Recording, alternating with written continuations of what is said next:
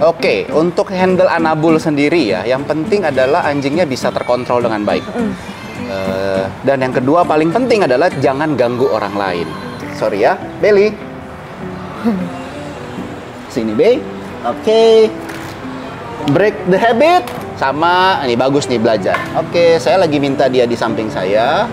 So, dia harus lakuin apa yang saya minta. Sits. Down. Oke, good. Dari tadi saya mangap mulu, guys. Ya, Oke. sama ya. Ini break the habit, balikin. Pastiin kalau lagi suruh A, dia harus A. Oke, kadang-kadang kita nego. Ada beberapa anjing yang kuat nego. Banget. Anak gue tuh. Sekali sentak enggak. Nggak mau. 2 kali sentak Nggak mau. Oh ya udah, kamu lagi nggak mood ya, ya udah deh gitu. Oh, anjing belajar. Oh iya. Owner saya cuma segitu aja ilmunya. Oh my god.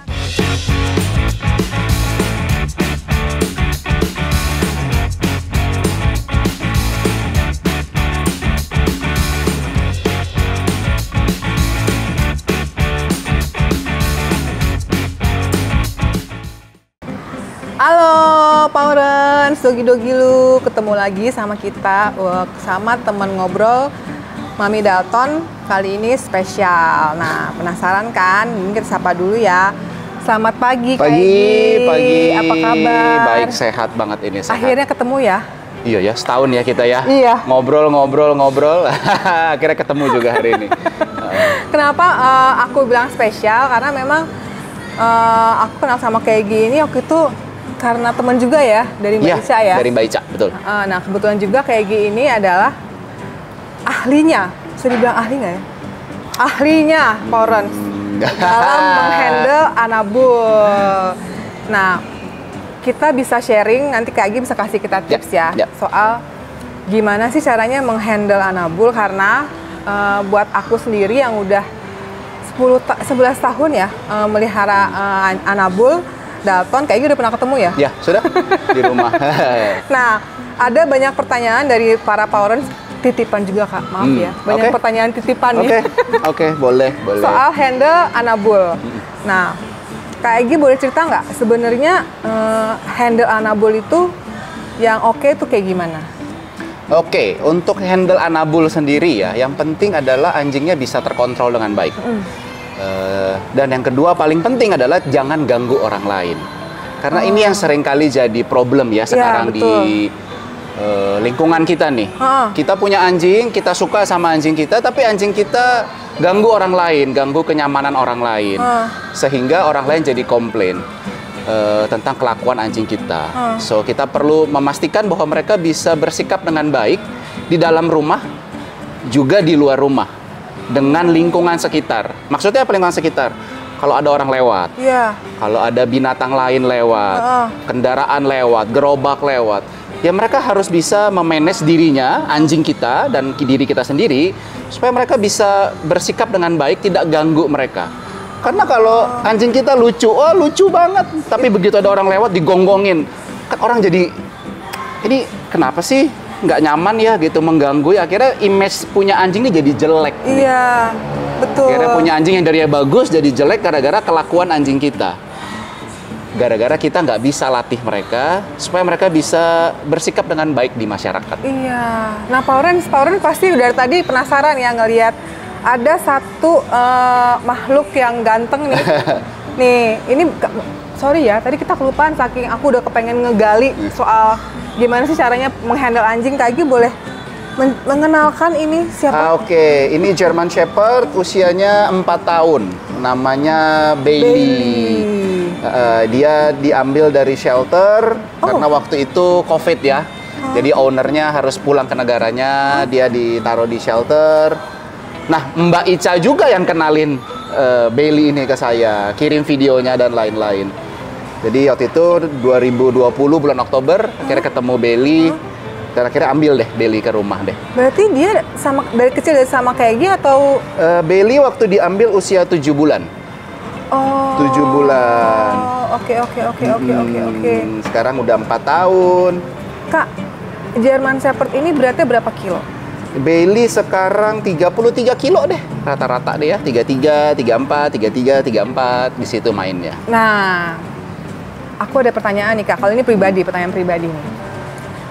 Gimana kita milih anjing sesuai dengan kemampuan kita? Misalnya kayak aku kepengen nih punya German Shepherd. Tadi kan kata kakak sampai 34-40 kilo ya, Yeah. berarti hampir setengah berat badan manusia ya Kak ya. Nah, apakah dia harus dibawa jalan setiap hari atau boleh sih di rumah aja lah, nggak usah dibawa jalan gitu? Atau dikandangin aja lah, yang penting kan biar lucu-lucuan, yang penting gue punya German Shepherd, anjing ras cakep. Oke. Yang pertama nih, dalam memilih anjing, hati-hati terjebak masa kecil. Maksudnya apa? Maksudnya apa tuh Kak? Waktu kecil, zaman saya nontonnya tuh Airbud, Golden Retriever, atau film-film anjing, Lassie. Jadi image kita, dari kecil pengen punya anjing A dengan jenis A, breed A gitu. Padahal kita nggak tahu sifatnya, karakternya. Cuman tahu karena di film, lucu, pinter, Iya. Begitu sampai rumah, wow, kok berbeda ya, gitu ya. So, sebelum memilih anjing, kita perlu pastikan tentang lifestyle kita. Kalau lifestyle kita mageran, males, sukanya rebahan, jangan ambil jenis anjing yang working dog atau yang playful. Working dog seperti playful seperti dia, Ya, German Shepherd. ini working dog. Kalau playful tuh kayak Golden, Labrador gitu ya. Mereka playful, mereka suka main. Atau malah sled dog, kayak husky, pekerja. Kalau kamu pemalas, sukanya tidur-tidur, punya sled dog, ya menderitalah hidup kalian lah. Kenapa menderita? Karena mereka butuh output untuk keluarin tenaga mereka. Karena mereka di-breed untuk itu. Memang tidak ada jaminan ya 100% mereka akan seperti itu. Karena pengalamanku ada juga husky yang malas. Tapi persentasenya terlalu kecil. Jadi kalau kalian mau judi ngambil anjing, saya mau punya husky tapi saya malas gitu. Judinya kegedean nih. Oke. Walaupun ingat ya, walaupun tidak ada jaminan, tapi kemungkinan besarnya karena secara genetik mereka di-breed untuk itu, jadi kemungkinan besar mereka punya kebutuhan untuk buang tenaga lebih besar dan lain-lain. So kalau kalian mageran, pilihlah anjing-anjing yang juga tanda kutip mageran atau yang tidak terlalu banyak endurance-nya. Contohnya French Bulldog. Oh ya? Ya, karena kalau dia jalan sedikit, capek dikit kecil. udah. Yang kecil ya, aku mikirnya French langsung Bulldog yang gede. French Bulldog, French Bulldog kecil, ya. Pak, anjing-anjing yang mungkin secara endurance tidak terlalu kuat, sehingga kalau kalian mageran, jalan 15 menit, 20 menit, mereka sudah lebih cepat capek.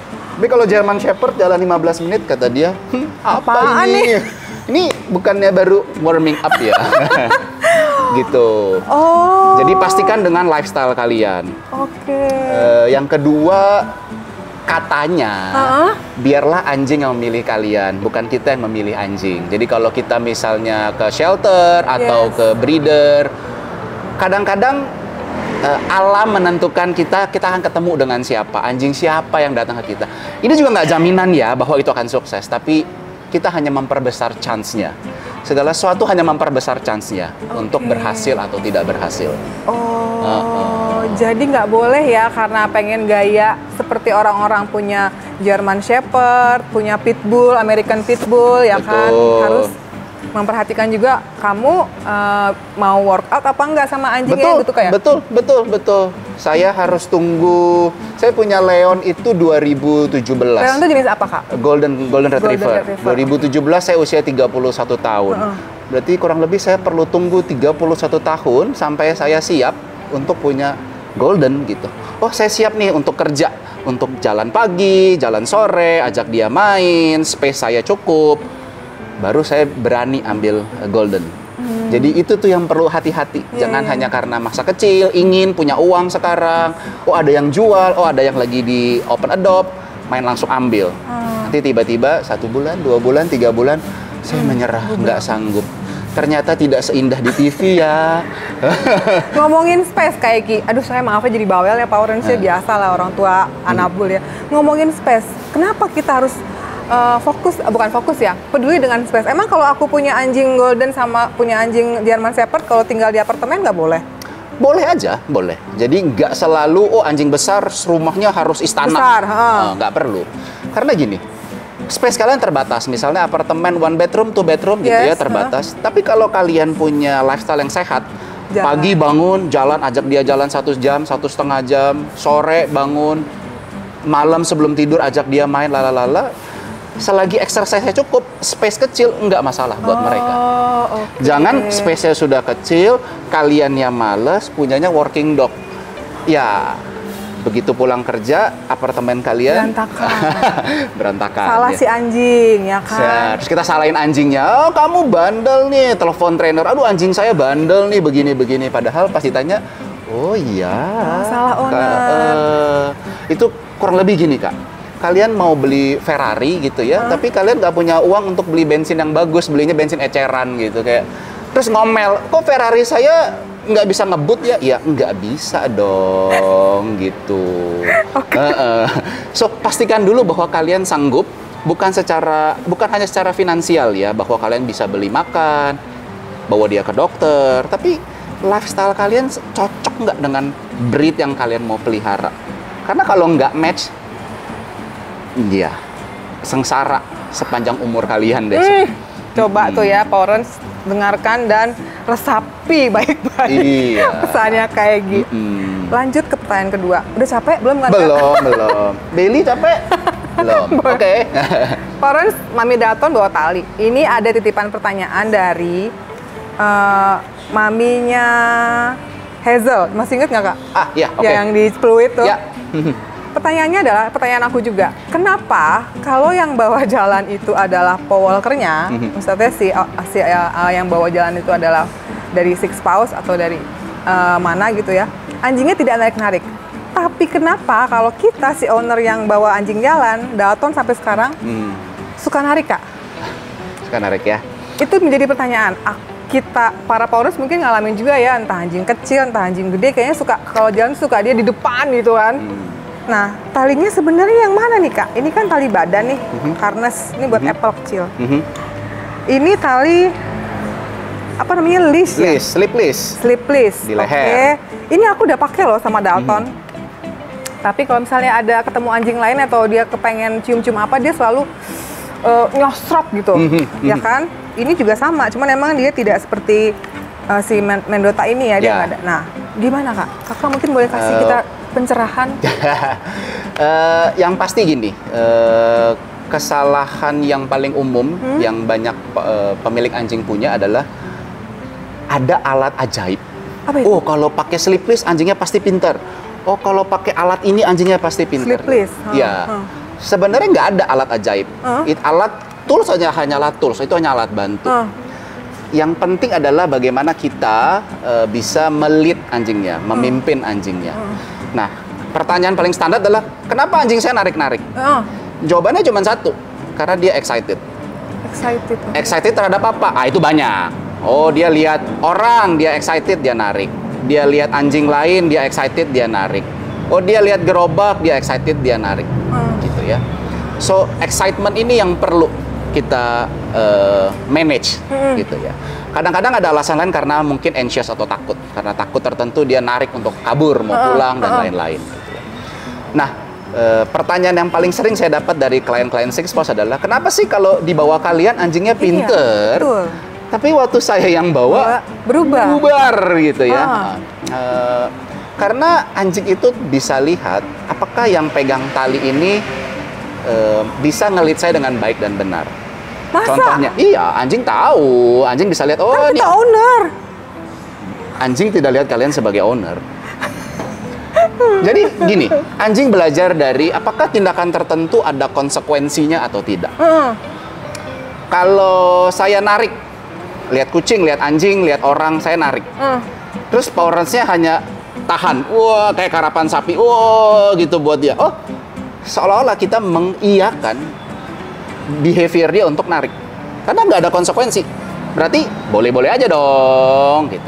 Oh enggak kok Kak Egy, saya kasih konsekuensi gitu. Konsekuensi apa? Oh saya marahin, saya teriak, Dalton gitu. Oh kita marah gitu. Ya anjing juga nggak tahu apa-apa gitu. Anjing sebenarnya kenapa sih ini orang marah-marah ya gitu. Energinya jelek banget sih gitu. Karena anjing tidak paham untuk itu. Karena secara di alam anjing belajar sesuatu boleh dan tidak boleh, berterima atau tidak berterima, ada dengan physical correction. Kalau kita perhatikan sesama anjing, kadang-kadang kalau dia udah main, yang satu udah nggak suka, bisa di snap. Iya. Bukan digigit ya, tapi disontok gitu. Untuk kasih tahu bahwa it's too much, saya nggak suka, dan lain-lain gitu ya. So ada konsekuensi dari tindakan tertentu sehingga anjing belajar bahwa oh, this is okay, oh, this is not okay. Nah, kalau kita nggak ada konsekuensinya, anjing merasa oke, nggak apa-apa nih, nggak apa-apa. Bablas. Oh, oke. Nah, kita harus ngapain konsekuensinya, Nah, Kak? kalau kayak six paws handler kita, kalau anjingnya narik, hal pertama konsekuensinya adalah kalau dia narik ke depan, saya akan putar balik ke belakang. Contohnya, boleh Kakak contohin nggak? Oke. Belly up. Belly Jadi maaf kalau ya. dia maju, narik ke sana, saya akan ada dia untuk putar balik. Lalu saya akan balik lagi. Kakak nggak pakai effort ya buat Ya. memutar dia ya? Saya mau ke sini, dia nggak mau ya. Iya. Ada konsekuensi untuk, hey, sits. Oke, down. So, little pop tadi adalah konsekuensi. Karena waktu saya arahkan, dia nggak mau.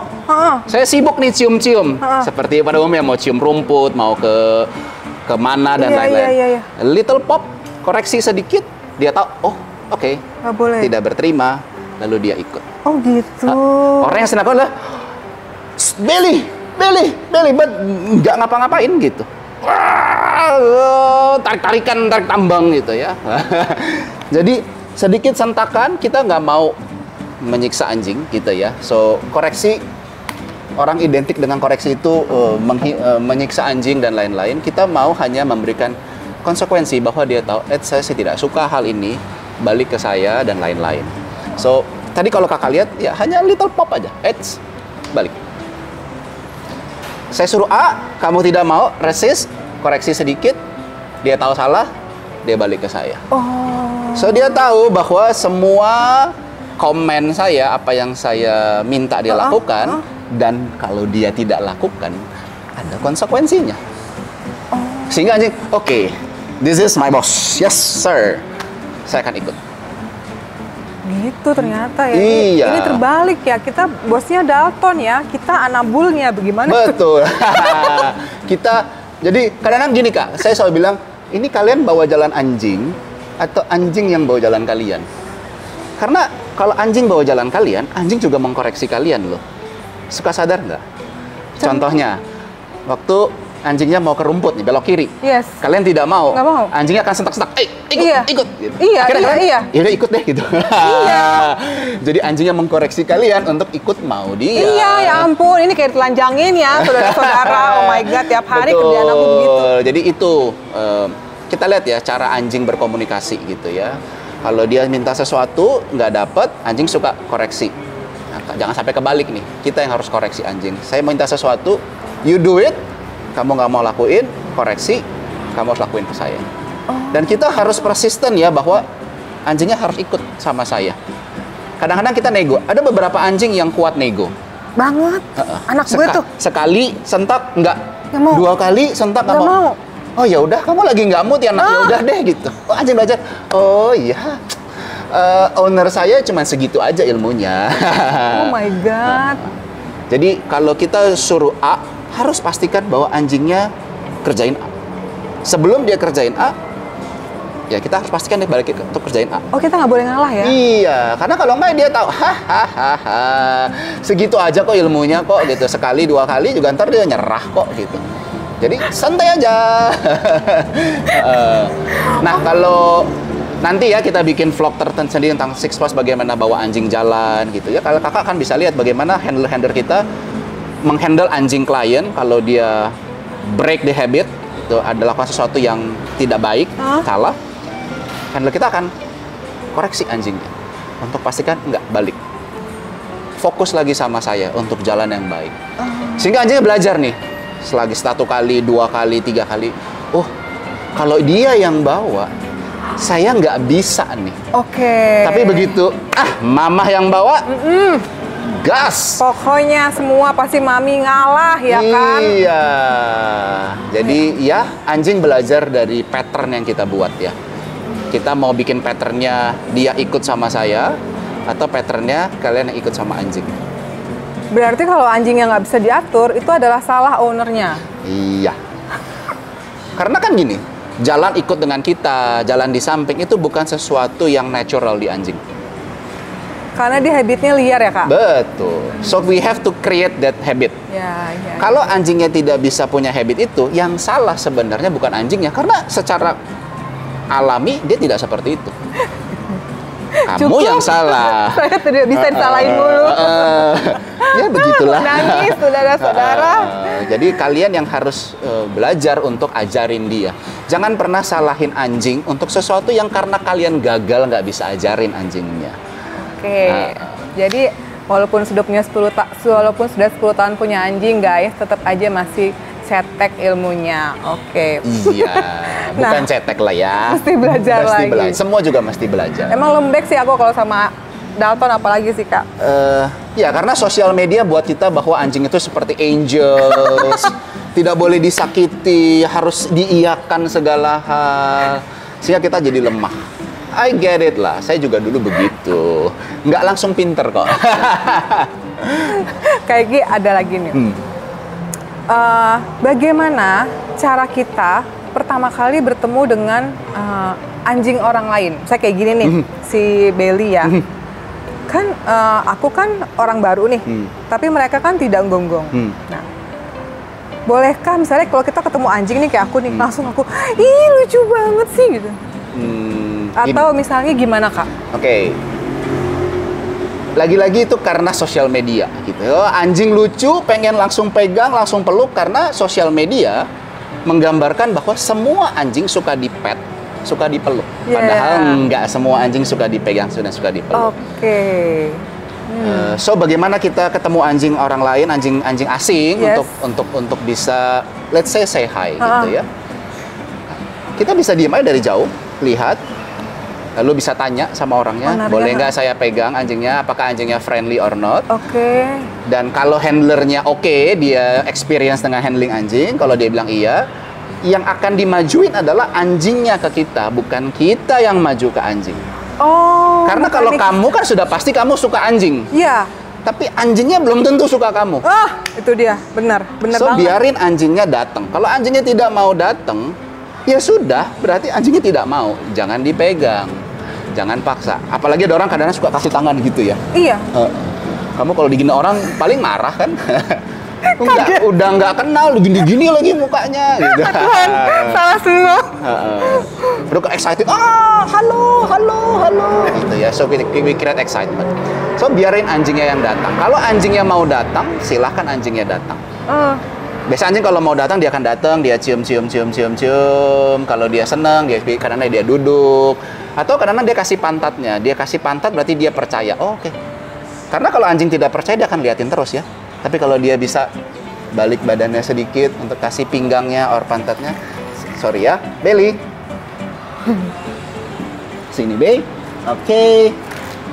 Break the habit. Sama, ini bagus nih belajar. Oke, saya lagi minta dia di samping saya. So dia harus lakuin apa yang saya minta. Sits. Down. Oke, good. Dari tadi saya mangap mulu guys. Ya, sama ya. Ini break the habit, balikin. Pastiin kalau lagi suruh A, dia harus A. Oke, kalau dia bisa kasih pantatnya, dia mulai percaya sama kita. Iya. Dan kita boleh pegang. So, itu yang harus kita lakuin. Hati-hati, jangan langsung main pegang, apalagi kasih-kasih tangan, nanti kena gigit, ya. Itu nggak sopan.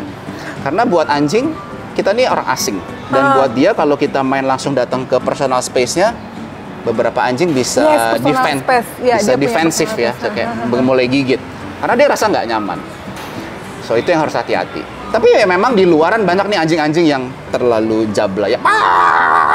Gitu lihat orang wah gitu ya. Kenapa begitu? Karena dilatih sama ownernya, dibiarin sama ownernya untuk ya udah begitu.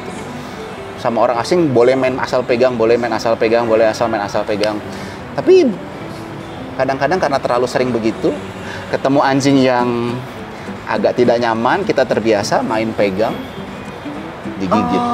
So daripada itu terjadi, lebih bagus, oke, kasih distance dulu, kasih jarak, tanya apakah anjingnya friendly or not, bolehkah saya sayang anjingnya, kalau boleh tunggu, biarin ownernya mengantarkan anjingnya ke kita, anjingnya yang datang ke kita, lihat bagaimana anjingnya bersikap sama kita, apakah dia curiga, apakah dia nyaman. Pernah lihat anjing yang kalau datang kita kayak, Iya. wah, anjingnya lagi begini-begini, main asal pegang, wow, kena gigit Sedap, deh. saudara-saudara. Karena dia lagi curiga, lagi tidak nyaman, kamu jangan asal pegang. Anjing memang berkomunikasi sama kita, problemnya kita yang nggak tahu gimana membaca komunikasi itu. Oh gitu. Ya, Karena dari tadi aku pengen megang dia, cuman aku nggak berani kan. Dan aku kan agak khawatir dengan, anjingnya gede banget gitu kan. Iya, German Shepherd lagi ya. Jadi takut. Nah, ternyata memang kalau memang kayak gini kan dia lagi dalam kondisi personal space-nya dia kayak. Jadi kita nggak boleh langsung, ya ampun kayak gini lucu banget anjingnya. Betul, gitu ya. betul. Jangan main asal pegang deh. Jangan asal pegang. Itu yang paling penting. Nah, dan paling penting tanya sama owner, karena ownernya pasti lebih tahu ya. Oh, anjing saya, oke, anjing saya jangan dipegang dulu ya, dan lain-lain. Kalau aku sering jawabnya gini, Kak, anjingnya galak nggak, Kak? Enggak, ownernya yang galak. Bisa juga. Saya juga kadang gitu ya, gitu. Terutama kalau lagi training, anjingnya lagi di training, terus orang main asal pegang, enggak. Anjingnya nggak apa-apa, saya yang galak nih. Karena ya anjing kalau lagi mode kerja, lagi mode training, ya jangan diganggu. Orang suka main asal ganggu aja, gitu ya. Terakhir kayak gini. Betulkah anjing itu akan mengikuti karakter kita si owner? Misalnya, aku kasih banyak yang bilang kalau ketemu aku nih ya, aku kan aslinya jutek. Oh ya? Oh iya. Kalau misalnya belum pernah ketemu akan mukanya judes gitu. Jadi tidak yang hai, nggak bisa gitu Kak. Jadi kayak diem aja gitu. Nah, si Dalton karena aku udah 11 tahun sama dia, sifatnya begitu. Bener nggak kayak gitu? Jadi kalau misalnya dia dipegang sama orang baru tuh dia nggak mau. Atau memang ternyata orang barunya yang salah karena ya emang anjingnya nggak kepengen dipegang gitu. Bisa both ways ya. Bisa both ways. Bisa bener dua-duanya. Ada anjing yang memang secara pribadi dia anxious, nervous, dia tidak suka dipegang orang asing karena tidak percaya, sehingga itu bawaan dia secara genetik, secara lahir gitu ya. Dia tidak suka. Apakah anjing bisa mirroring dengan ownernya? Dengan owner? Bisa juga. Dibilang pasti enggak, dibilang enggak juga enggak gitu lah ya. Contohnya gini. Kalau kakak tipe orang yang tidak nyaman ketemu orang asing, dipanggil orang asing dan lain-lain. Enggak.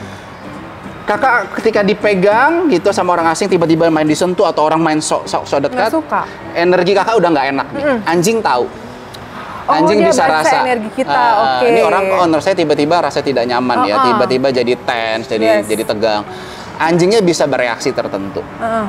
So, apakah itu sifat dia ataukah karena dia membaca energi kita yang tidak nyaman dan lain-lain? Itu bisa-bisa saja semuanya.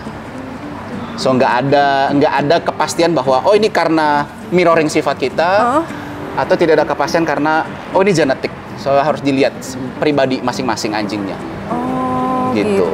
Karena ya beberapa kali pegang anjing begitu, oh anjing saya nggak suka nih pegang sama orang asing karena saya juga nggak suka gitu. Iya, aku suka ngomong gitu. Iya. Terus oke, coba anjingnya pakai tali, saya pegang, jalan sama saya. Enggak, anjingnya baik-baik aja tuh. Itu kan bisa-bisanya Mami Dalton aja supaya anak nggak dipegang ya. Tapi ya it's good ya, maksudnya saya suka ketemu owner yang benar-benar protect, jangan pegang anjing saya ya. Oh, nggak apa-apa Kak? Nggak apa-apa. Bukannya sombong kan? Enggak dong. Loh ini anjing saya mau kasih peraturan jangan pegang, or boleh pegang kan terserah saya. Lah kan anjing saya. Betul juga. Iya kan? Kakak bawa suami, ada perempuan di jalan gitu. Ya kan terserah suami saya mau kasih kamu pegang, nggak pegang kan terserah saya. Betul juga. Ya ini punya kalian yang berhak untuk menentukan. Memang secara di sosial sekarang terlalu banyak orang lewatin batas itu, main asal pegang, merasa berhak megang anjing Aku karena kan pencinta anjing gitu ya. exactly. Saya pecinta anjing. Anjingnya pasti tahu kok kalau saya cinta anjing. Oke. Oke. Tapi tetap anjing saya yang akan menentukan kamu boleh pegang atau tidak boleh pegang. Boleh pegang sekarang atau nanti pegangnya. So it's up to you. Gak ada yang salah dengan hal itu. Itu hakmu sebagai yang punya anjing. Kamu yang kasih makan, kamu yang piara, kamu yang kasih effort, kamu yang punya keputusan.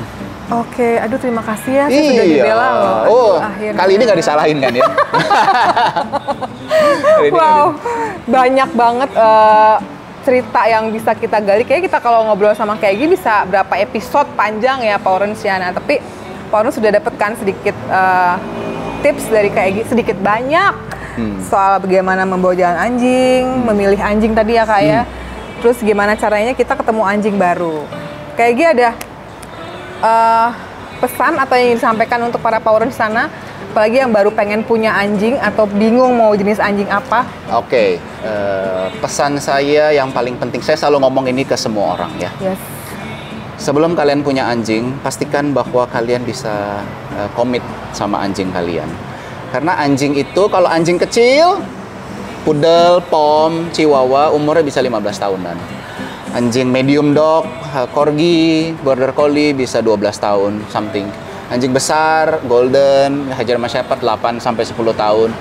Kadang kalau kalian beruntung, kalian anjingnya sehat, bisa umur lebih panjang gitu ya. So, komitmen kalian sepanjang itu. Jangan hanya karena... Nggak boleh putus, Kak? Kalau saya bilang, kaku nggak boleh. Nggak boleh putus.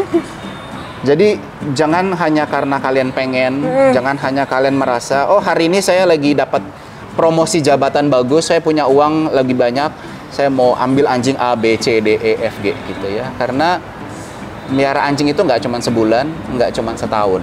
Yes, bertahun-tahun. Dan aku nggak tahu ya apakah Mama Dalton sempat ikutin berita beberapa setahun 2 tahun terakhir gitu ya. Orang yang punya anjing lebih dari 1, bisa 3, bisa 5 gitu ya.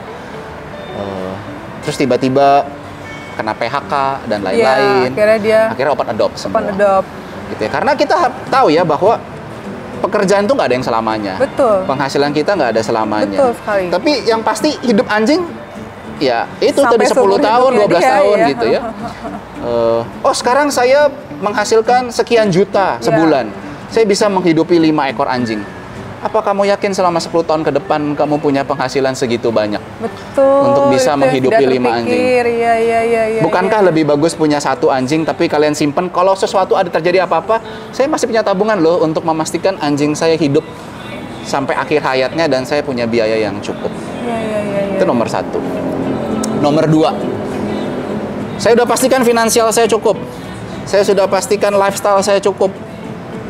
Yang ketiga nih yang banyak orang tidak terpikir. Apa tuh? Hidup kan nggak ada yang tahu ya Kak ya. Iya. Kita bisa hidup sampai umur 50, kita bisa hidup sampai umur 30, kita bisa mati besok. Kalau tiba-tiba sial-sialnya kita harus meninggal lebih dulu daripada anjing kita, siapa yang akan pelihara anjing kita? Jangan. Ih, kenapa jadi kontennya tiba-tiba berakhir sekarang jadi sedih?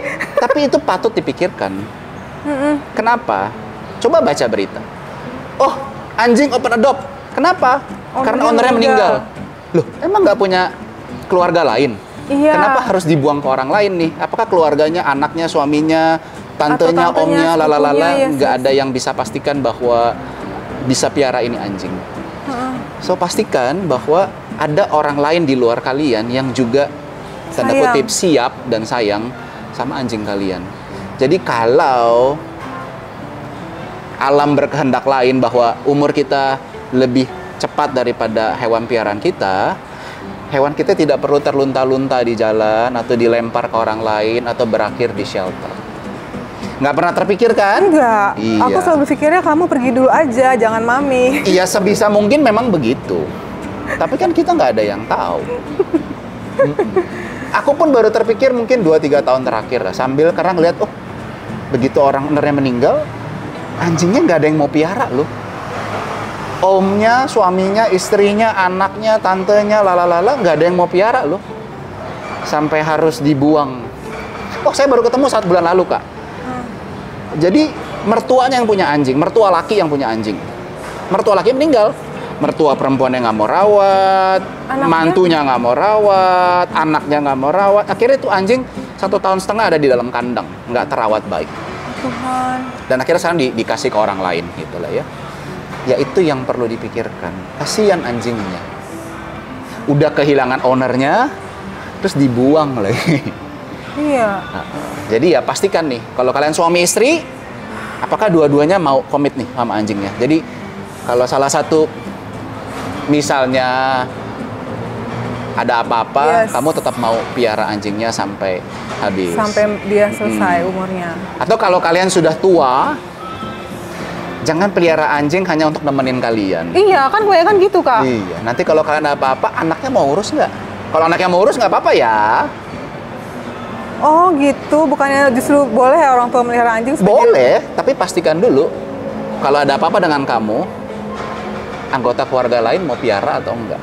Iya ya, betul juga ya, nggak pernah kepikiran ke situ ya. So, tadi ya finansial, lifestyle, sama backup plan. Backup plan, oke. Kalau ada apa-apa, siapa yang akan urus? Contoh saya udah ngomong sama Vita adikku, kan pernah ketemu ya? Ketemu sama Mbak Vita. Saya bilang kalau saya ada apa-apa, saya punya asuransi jiwa sekian nilainya, cukup untuk membiayai 2 anjing saya sampai dia 12 tahun. Tolong urus. Setuju? Setuju. You can take my money, my insurance money gitu ya untuk pelihara anjing. So saya berpikir sejauh itu untuk memastikan bahwa anjing saya terpelihara baik sampai akhir hayat. Nanti kan teman-teman aku selalu begitu ya, nanti pada kapan ya anak gue ya lah. Ya karena gimana ya? Kita nggak mau mereka terlunta-lunta ketika kita lihat. Dah, that's my advice dan my reminder. Kita bikin kelas aja ya dengan ya untuk ngomongin soal anjing. Nggak jauh datang ya. Kita bikin workshop dengan KG Six Pack. Boleh, boleh. Bisa hubungi Mbak Ica di restorannya. Florence, makasih ya udah nonton. Nah, kalian bisa simak tadi tips-tips dari KG dan tadi pencerahan di ending ya, sungguh sangat membuka pikiran kita. Wow, ternyata kita mesti punya backup plan ya.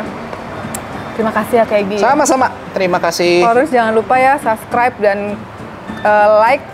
Jadi saya belibet kan, karena tadi terakhir kayak gitu tiba-tiba memberikan saya, wow, kok gue gak kepikiran ke situ ya. Subscribe, like podcast Dogi Dogi lu. Bye-bye.